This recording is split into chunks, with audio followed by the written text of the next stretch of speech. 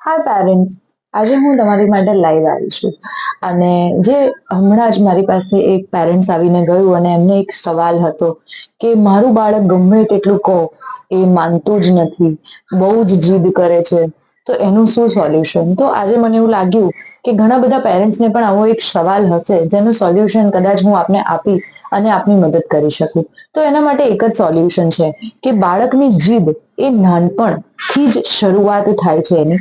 જ્યારે બાળક નાનું હોય ત્યારે જ એને આપણે કોઈ પણ વસ્તુ એને જોઈતી હોય તો આપણે એને ના પાડતા હોઈએ છીએ. ત્યારે બાળક 4 વાર, 2 વાર, 3 વાર રડતું હોય અને પછી આપણે રડતું બાળકને જોઈને આપણે એને છેવટે એને આપી દેતા હોઈએ છીએ અને એને કહીએ કે સારું ચલ લઈ લે.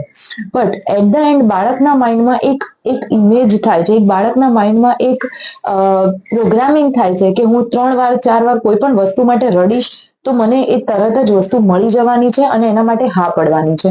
તો એ પ્રોગ્રામિંગ મોટા થતા થતા એ ફિટ થઈ રહ્યું છે અને એના કારણે બાળક વધારે ને વધારે જીદી છે. તો એના માટે એક જ સોલ્યુશન છે કે ક્લિયર કટ બાળકની સામે એક વસ્તુ એના માટે ક્લિયર હોવી જોઈએ કે જો તમે બાળકની કોઈ પણ વસ્તુ માટે હા પાડો છો તો એ હા જ હોવી જોઈએ.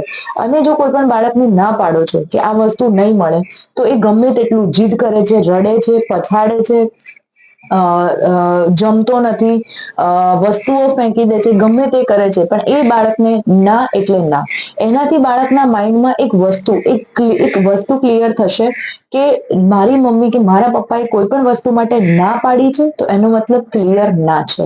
અને જો હા પાડે છે તો નો ડાઉટ ગમે તેટલું થશે એ હા જ હશે. સો આવી રીતે તમે બાળકને ટ્રેન કરી શકો અને વધારે હું આવી રીતે રેગ્યુલર બેઝિસ પર ઓનલાઈન આવતી રહીશ અને આપણા સોલ્યુશન, આપણા જે ક્વેશ્ચન છે એનો જવાબ આપતી રહીશ. તમને કોઈ વધારે ડાઉટ હોય કે કોઈ ક્વેશ્ચન હોય તો મને કોમેન્ટમાં લખો.